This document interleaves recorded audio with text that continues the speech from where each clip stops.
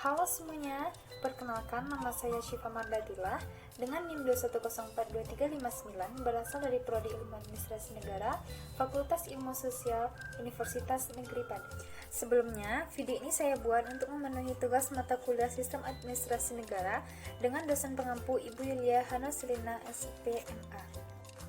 Baik, pada kesempatan kali ini kita akan membahas materi tentang peran administrasi negara dengan antara lain. Yang pertama ada landasan ideal, yang kedua landasan konstitusional, yang ketiga landasan operasional, dan yang terakhir ada landasan kebijakan lain.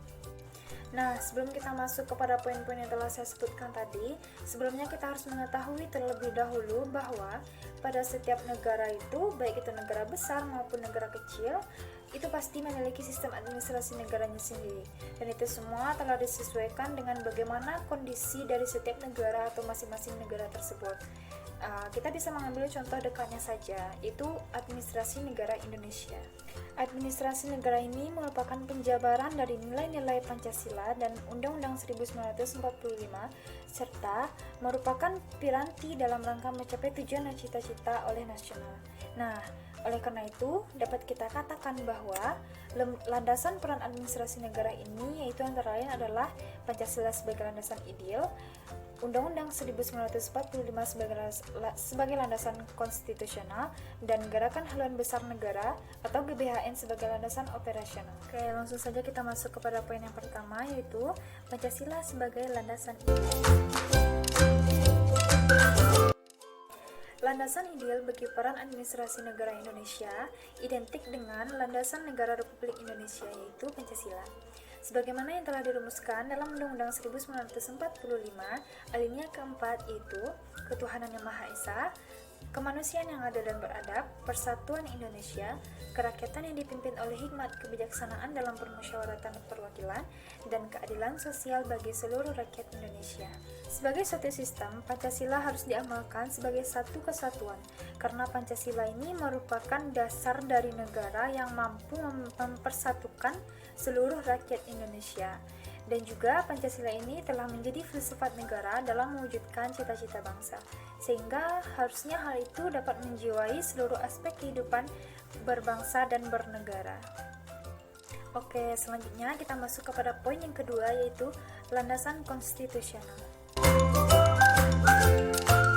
Landasan konstitusional bagi peran administrasi negara adalah Undang-Undang 1945, yang mana hal ini merupakan tujuan dari proklamasi pada tanggal 17 Agustus 1945 yang terdiri dari pembukaan, batang tubuh, dan penjelasan. Jadi maksudnya di dalam Undang-Undang 1945 ini ada pembagian di dalamnya. Nah, pembagian itu antara lain ada pembukaan, ada batang tubuh juga, dan ada penjelasan juga di dalamnya.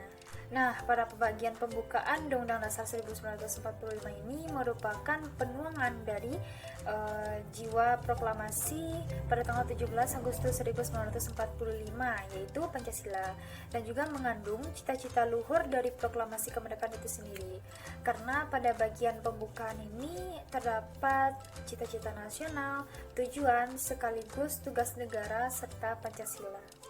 Pembukaan Undang-Undang Dasar Negara merupakan sumber motivasi dan sumber aspirasi, perjuangan, serta tekad bangsa Indonesia. Selain itu juga merupakan sumber cita-cita hukum dan sumber cita-cita moral yang ingin ditegaskan oleh bangsa Indonesia, serta sekaligus merupakan dasar dari sumber hukum dari batang tubuhnya itu. Yang selanjutnya adalah batang tubuh Undang-Undang Dasar 1945, yang mana batang tubuh ini juga terdiri dari beberapa bagian, yaitu 16 bab, 37 pasal, 4 pasal aturan peralihan, dan 2 ayat aturan tambahan, yang antara lain menetapkan bentuk dan kedaulatan kekuasaan pemerintahan negara, kedudukan dan fungsi lembaga tertinggi negara, serta pemerintahan daerah yang merupakan dasar bagi penyelenggaraan dan pengembangan sistem administrasi negara Republik Indonesia. Pasal-pasal ini berisi tentang bentuk dan kedaulatan negara, kedudukan dan fungsi lembaga negara, kementerian negara, pemerintah daerah, wilayah negara, warga negara dan penduduk, serta pertahanan dan keamanan negara. Oke, sekarang kita masuk kepada poin yang ketiga, yaitu landasan operasional. Landasan operasional sistem administrasi negara adalah garis besar haluan negara atau yang disingkat dengan GBHN. Yaitu yang pertama, haluan negara dalam garis-garis besar sebagai pernyataan kehendak rakyat yang dahulunya ditetapkan oleh MPR. Kemudian yang kedua, pola umum pengembangan nasional, yang merupakan rangkaian dari program-program pembangunan yang menyeluruh, terarah dan terpadu yang berlangsung secara terus-menerus, yang bertujuan untuk mewujudkan tujuan nasional seperti yang dimaksud di dalam Undang-Undang Dasar 1945.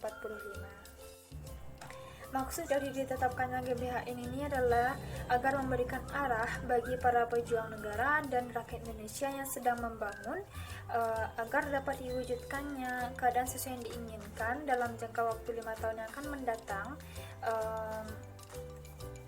sehingga hal ini secara bertahap dapat mewujudkan cita-cita bangsa seperti yang tercantum juga di dalam pembukaan Undang-Undang Dasar 1945.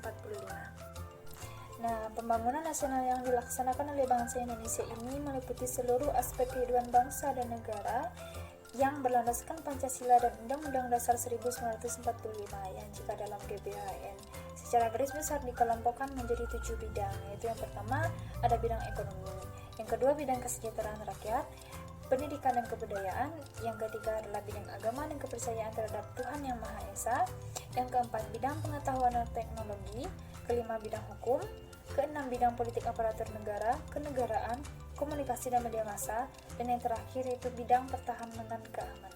Sebagaimana disebutkan terdahulu, pembangunan nasional adalah rangkaian program-program pembangunan yang menyeluruh, terarah dan terpadu yang berlangsung secara terus-menerus dan pelaksanaannya diselenggarakan secara bertahap berdasarkan prioritas sesuai dengan tujuan yang ingin dicapai pada setiap pembangunan.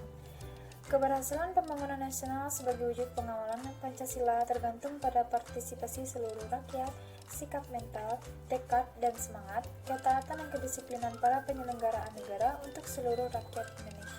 Hasil-hasil yang dicapai oleh pembangunan nasional ini harus dapat dinikmati oleh seluruh rakyat Indonesia sebagai peningkatan kesejahteraan lahir batin, kesejahteraan yang berkeadilan sosial, sekaligus akan menegakkan ketahanan nasional dan selanjutnya akan mencapai jalan bagus penerus untuk mencapai masyarakat yang adil dan makmur berdasarkan Pancasila.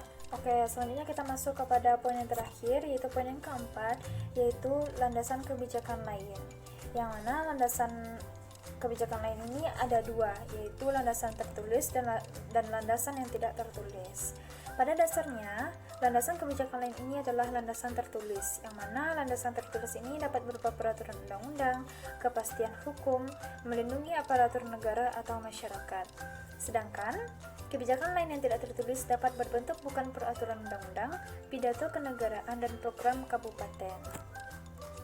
Nah, jadi itu tadi penjelasan materi tentang peran administrasi negara beserta poin-poinnya. Semoga video saya ini mudah dipahami dan dapat menambah wawasan kita semua. Hanya itu yang dapat saya sampaikan dan saya jelaskan. Mohon maaf atas segala kekurangan dan kesalahan pada video ini. Terima kasih atas segala perhatiannya. Wassalamualaikum warahmatullahi wabarakatuh.